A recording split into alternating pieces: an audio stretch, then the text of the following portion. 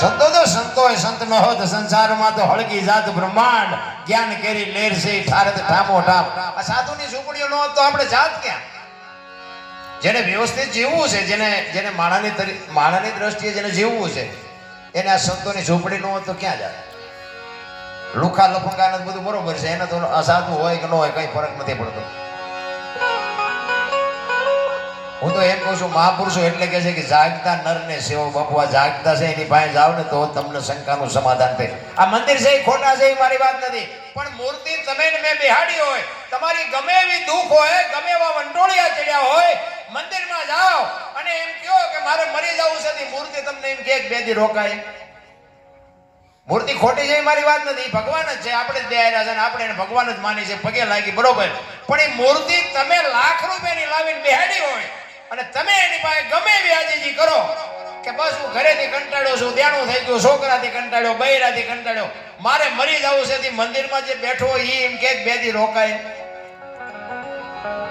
અને સાધુની ઝૂંપડીએ જઈને કહો ને કે બાપુ હવે મારે મરી જવું છે, એ બાપુ એમ કે મરવું હોય મરી જાય, પણ એક દી આજ રોકા, કાલ ફરી જાય.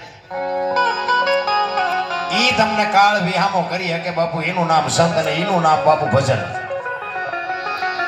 ભજન છે ને જુદી બાબત છે. ભજન એમ નામ સમજાય એવું નથી. એક વાણી કે છે ને, પેલા મેં જન્મા પછી જન્મા બડા ભાઈ, ધામધૂમથી મારા બાપા જન્મા પછી જન્મી મારી માં. વહા ભાઈ નાખે કે નહીં કહું?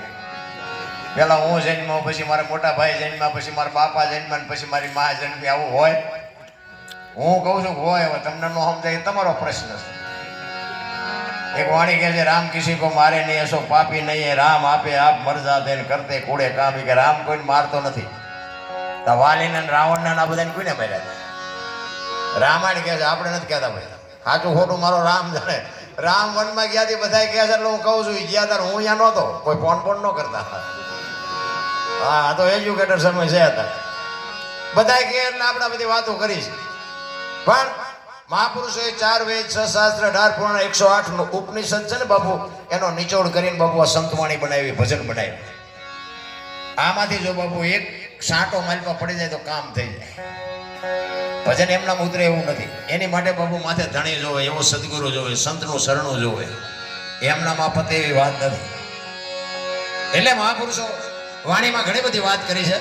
પણ હું એમ કહું કે આપણું પાડોશી જો સારું ન બોલતા હોય, આપણે જીવી મરી જાય શું ફેર પડે? હે, જીવનમાં માણા મળ્યા. તમે જોવો તો જાનવરને પ્રેમ કર્યો હોય તો જાનવર તમને માર ન ખાવા દે.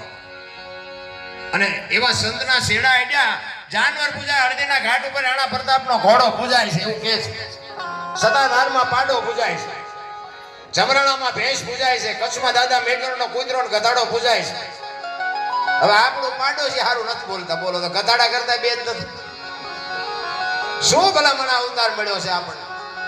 પછી વાતો બધા કરે કે લાવ્યા છે શું લઈ શું જાવ, તમે મરો ને કોકના બટકું રોટલો જ દો, પણ એ નથી થતું.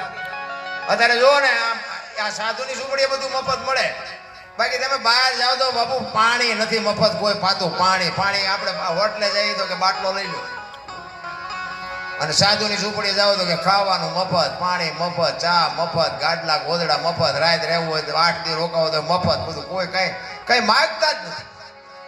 તો હજી આપણને નક્કી જ નથી થતું. એટલે આપણને ઉતરવાનું છે નહીં. પણ આવી સંતની ઝૂંપડીએ બાપુ આવવાનું મન થાય અને આવા કંઈક ભજન થાય, આવી કંઈક તિથિ ઉજવાય તો આપણા હૈયા હળવા થઈ જાય. બાકી ભડકા તો બધાને છે જ છે કે. હું તો નગર એક જ ભલામણ કરું છું કે મા બાપની સેવા કરો. સદગુરુ મહારાજ કહે એ શબ્દ ઉપર હાલ્યા જાઓ, વ્યસનથી થોડાક આઘા રહ્યો. બાકી હું કોઈને કહેતો નથી કે સપ્તાહ્યું બેહાડો ને મંદિર બનાવો ને પ્રતિષ્ઠાયું કરો ને, એ તો બધું કરો છો એ બરોબર છે, મારી ના નથી. પણ મને એમ થાય કે આટલું બધું ધર્મ થાય છે તો બગાડ કેમ નથી અટકતો? કથા ને ભજન ને ધૂન ને માંડવા ને પ્રતિષ્ઠા, તમે જુઓ મંદિર ને 5-5 ગામ ભેગા ખાય છે. મને એમ થાય કે આટલા બધા રૂપિયા વાપરે છે.